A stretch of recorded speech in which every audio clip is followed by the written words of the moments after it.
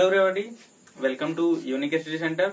अभी तक हम लोगों ने देखा अपने टाइप्स ऑफ रिएक्शन में कॉम्बिनेशन रिएक्शन और उसके बाद डिकम्पोजिशन रिएक्शन। अब हम डिस्प्लेसमेंट रिएक्शन देखते हैं।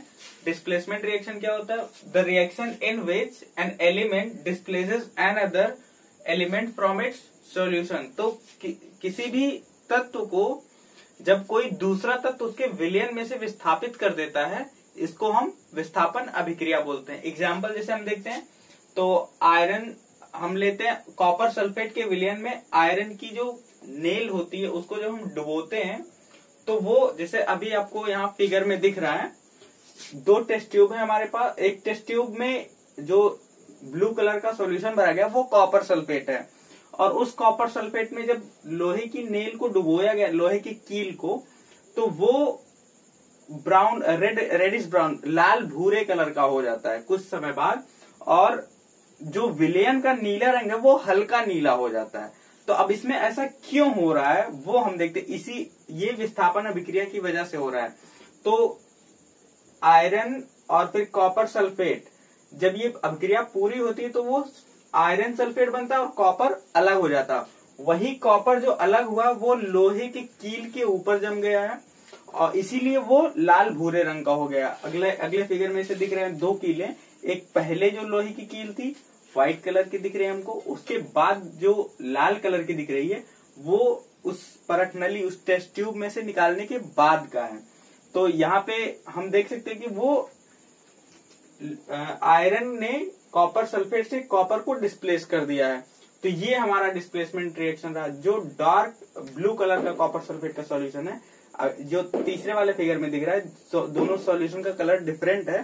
तो वो इसीलिए क्योंकि वो अब पहले कॉपर सल्फेट था और जब बाद में आयरन सल्फेट हो गया, तो आयरन सल्फेट का कलर लाइट ब्लू कलर का है। तो ये हमारा डिस्प्लेसमेंट रिएक्शन रहा।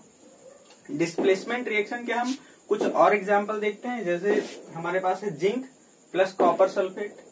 तो जिंक कॉपर सल्फेट जब रिएक्ट करते हैं तो जिंक सल्फेट और कॉपर फिर डिस्प्लेस्ड हो जाता है। तो ये एक एग्जाम्पल हुआ हमारा।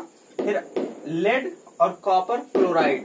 तो लेड और कॉपर क्लोराइड जब रिएक्ट करते हैं तो लेड क्लोराइड प्लस कॉपर हमको मिल जाता है।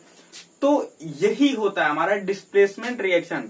अब हमको ये देखना है कि ये हो क्यों रहा है। इसके लिए हमारे पास एक चीज हमको पता होनी चाहिए कि ये जो एलिमेंट्स हैं जिंक और लेड, ये सभी कॉपर से ज्यादा रिएक्टिव हैं। तो जब कॉपर से ज्यादा रिएक्टिव होंगे तो ये उसके सॉल्यूशन से कॉपर को डिस्प्लेस कर देंगे। यहाँ पे ये चीज हमको ध्यान रखना है कि जो ज्यादा एक्टिव एलिमेंट होता है वो कम वाले को उसके सॉल्यूशन से डिस्प्लेस्ड करता है। फिर अगला हम अपना देखते हैं ऐसा क्यों है। तो इसके लिए हमको पता होना चाहिए कौन सा एलिमेंट ज्यादा रिएक्टिव है, कौन सा कम रिएक्टिव है। उसके लिए हम इलेक्ट्रोकेमिकल सीरीज देखते हैं जो आपको नेक्स्ट फिगर में दिख रहा है। इलेक्ट्रोकेमिकल सीरीज में अब हम क्या देखते हैं, जो भी एलिमेंट्स दिए गए हैं, जैसे सबसे ऊपर क्या दिया गया पोटेशियम, फिर उसके बाद सोडियम। तो जो ऊपर है वो अपने नीचे वाले से ज्यादा एक्टिव है। तो पोटेशियम, फिर सोडियम, कैल्शियम, मैग्नीशियम, और फिर उससे जिंक है, फिर आयरन और टिन, फिर लेड। तो ये ऑर्डर आपको याद होने चाहिए, तो इसको कहीं पे आप नोट कर लीजिए। फिर उसके बाद हाइड्रोजन। तो ये अभी जो ऊपर वाले दिख रहे हैं हाइड्रोजन से ऊपर, ये सभी हाइड्रोजन से ज्यादा एक्टिव हैं। फिर उसके बाद हाइड्रोजन के बाद कॉपर, फिर मरकरी, सिल्वर, और उसके बाद सबसे लास्ट में गोल्ड आ रहा है। तो वहां पे गोल्ड के आगे लिखा भी है लीस्ट रिएक्टिव मेटल। तो ये हमको याद रखना है, ये ऑर्डर पता होना चाहिए। अब उसको आप कोई शॉर्ट ट्रिक बना के या जिस भी तरह से आपको इजी पड़े, तो ये ऑर्डर आपको याद होने चाहिए। यहां से हम डिस्प्लेसमेंट रिएक्शन कैसे, किस तरह से हो रहा है, कौन सा एलिमेंट किसको डिस्प्लेस्ड करेगा। अब जैसे अगर एक एग्जांपल हम लें, वहां पे हमने देखा आयरन और प्लस कॉपर सल्फेट, फर्स्ट वाला जो हमारा एग्जांपल था। तो यहाँ पे हमको ferrous iron sulphate plus copper तो मिल गया, लेकिन अगर यही इस तरह से हो जाए, पहले से ही हमारे पास मान लीजिए जिंक सल्फेट है और हम यहाँ पे रिएक्शन करवाते हैं जिंक से कोई ज्यादा जो एक्टिव हो, जिंक के बाद है आयरन, तो अब ये रिएक्शन नहीं होगा, यहां पे डिस्प्लेसमेंट नहीं होगा। क्यों? क्योंकि जिंक आयरन से ज्यादा एक्टिव है। यहां पे हमको क्या देखना है, आयरन कॉपर से ज्यादा एक्टिव है, तो जब कॉपर से ज्यादा एक्टिव है तो कॉपर को डिस्प्लेस कर देगा, लेकिन जिंक, यहां पे जिंक सल्फेट है तो ये तभी डिस्प्लेस कर सकता है जब ये आयरन इस जिंक से ज्यादा हो, और ये तो जिंक से कम रिएक्टिव है, तो जब जिंक से कम रिएक्टिव है तो डिस्प्लेस नहीं करेगा, इसलिए कोई भी रिएक्शन नहीं होगा। तो ये है इलेक्ट्रोकेमिकल सीरीज का सिग्निफिकेंस। अब इसके बाद हम अपना देखते हैं डबल डिस्प्लेसमेंट रिएक्शन। अब ये क्या होता है, डिस्प्लेसमेंट में हमने क्या देखा कि कोई एक एलिमेंट दूसरे एलिमेंट को उसके सॉल्यूशन से डिस्प्लेस कर दे रहा था। यहाँ पे जो उनके आयंस होंगे वो आपस में एक्सचेंज हो जाएंगे। जैसे हमको यहाँ पे दो टेस्ट ट्यूब दिख रही हैं, इन दोनों टेस्ट ट्यूब में एक में सोडियम सल्फेट रखा गया और एक में बेरियम क्लोराइड। जब इन दोनों को आपस में मिक्स किया जाता है तब जो रिएक्शन होता है, तो हमको व्हाइट कलर का इनसॉल्युबल एक सब्सटेंस मिलता है जिसको हम बेरियम सल्फेट, और ये व्हाइट कलर का जिसको हम प्रेसिपिटेट बोलते हैं, अवक्षेप बोलते हैं इसको, और फिर सोडियम क्लोराइड का सॉल्यूशन मिलता है। तो डबल डिस्प्लेसमेंट में प्रेसिपिटेट हमको मिलता है, तो प्रेसिपिटेशन रिएक्शन भी बोलते हैं इसको, डबल डिस्प्लेसमेंट को। तो कुछ और एग्जाम्पल इसके हम देख लेते हैं। ये जो टेस्ट ट्यूब में दिखाएगा वो ये है, कुछ और एग्जाम्पल हम देख लेते हैं उसके। हमारा जो अगला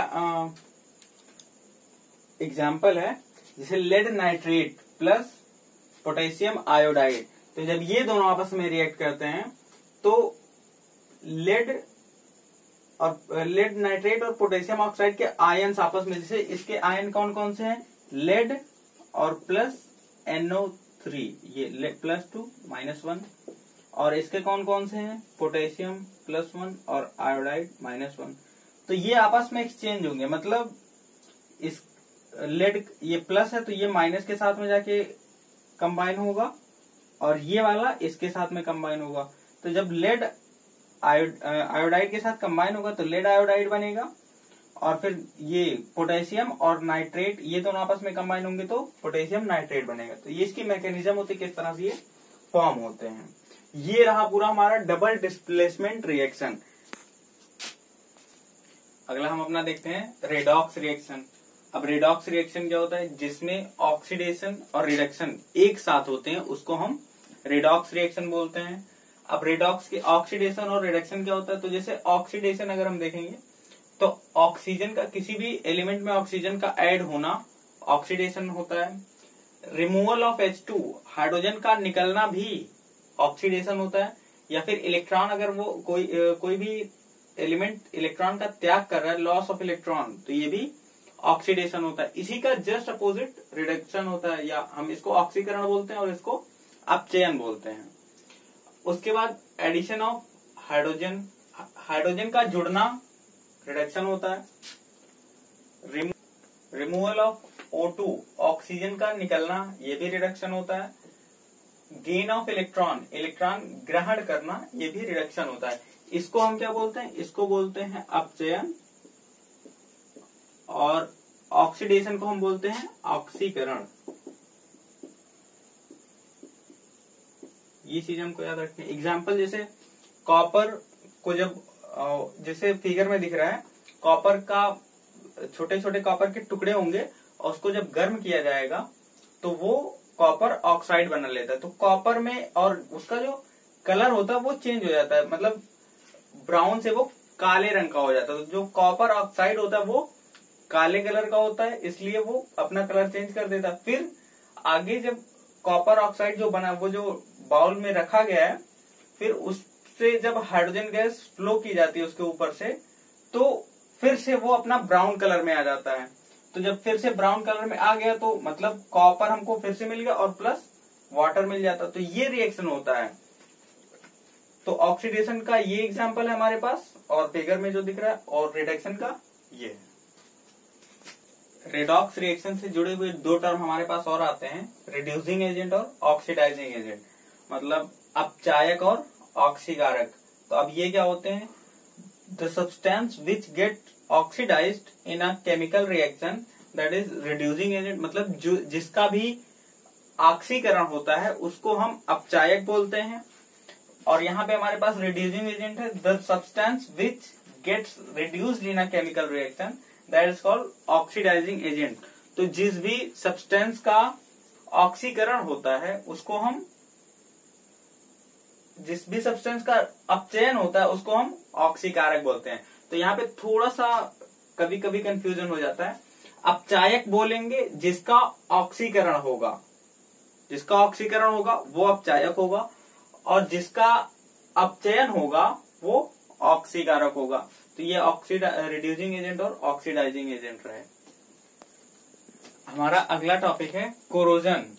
कोरोजन क्या होता है? When a metal is attacked by substances around it such as moisture, acid etcetera, they became corrode and this phenomena is called corrosion. तो जब कोई भी मेटल अपने कहीं ओपन सराउंडिंग में रख दिया जाता है तो वो उसके सराउंडिंग्स में जो भी मॉइस्चर होता है या जो भी एसिडिटी होती है उससे वो रिएक्ट करके कोरोड होने लगता है, धीरे धीरे खत्म होने लगता है। इसी को हम कोरोजन बोलते हैं। फॉर एग्जाम्पल, जैसे यहाँ पे हम देखते हैं reddish brown colour of iron, मतलब जैसे लोहे का कोई सब्सटेंस हो उसमें जंग लग जाता है तो उसको हम कोरोजन बोलते हैं। अब लोहे का जो कोरोजन होता है स्पेशली उसके लिए हम रस्टिंग टर्म यूज करते हैं। और ब्लैक कलर ऑफ सिल्वर, जैसे सिल्वर चांदी अगर ओपन एनवायरनमेंट में रख दिया जाए तो धीरे धीरे वो काला होने लगता है। तो ये कोरोजन का एक एग्जांपल रहा। अब इस चैप्टर का लास्ट टॉपिक आता है रेंसिडिटी। अब ये क्या होता है? When fats and oils are oxidised they become rancid and their smell and taste change, this phenomena is called rancidity. जब भी हमारे जो तेलीय खाद्य पदार्थ होते हैं जब उनको खुले वातावरण में रख दिया जाता है तो उनका टेस्ट और इसमें उनसे एक बदबू आने लगती है और उनका स्वाद बदल जाता है। इसको हम विकृत गंधिता बोलते हैं। जैसे चिप्स के जो पैकेट होते हैं अगर वो खुला रख दिए, अब उसके अंदर अगर वो खुले रख दिए जाए तो एक ही दिन के बाद वो लगभग, या अगर 2-3 दिन ऐसे पड़े रह जाए तो खराब होने लगेंगे। तो इससे बचाने के लिए उसके अंदर जो हवा भरा होता है वो हवा नहीं होता है, ये नॉर्मल एयर नहीं होता है, वो एंटीऑक्सीडेंट्स भरे जाते हैं। जैसे एक नाइट्रोजन गैस भरी होती है उस पैकेट के अंदर, तो ये क्या करते हैं? उन ऑक्सीजन से रिएक्ट नहीं करने देते हैं, और जब ऑक्सीजन से रिएक्ट नहीं होगा तो वो रेंसिड नहीं हो पाएगा। तो वो एक तरह से सेफ रहेगा। और एक रीजन और भी होता है, उसके अंदर एयर, जो भी एयर टाइट पैकेट्स होते हैं, ताकि उसको एक कस्निंग मिल सके, मतलब एक सपोर्ट मिल सके जिससे वो टूटे ना। तो ये हमारा रेंसिडिटी का लास्ट चैप्टर रहा, लास्ट टॉपिक रहा। उसके बाद अगले नेक्स्ट वीडियो में हम इस चैप्टर के क्वेश्चन आंसर, जो भी एक्सरसाइज एनसीईआरटी एक्सरसाइज के हैं, वो करते हैं। वीडियो को देखने के लिए थैंक यू। और अगर आपको वीडियो अच्छा लगा हो तो लाइक कीजिए, दोस्तों के साथ शेयर करिए। Thank you.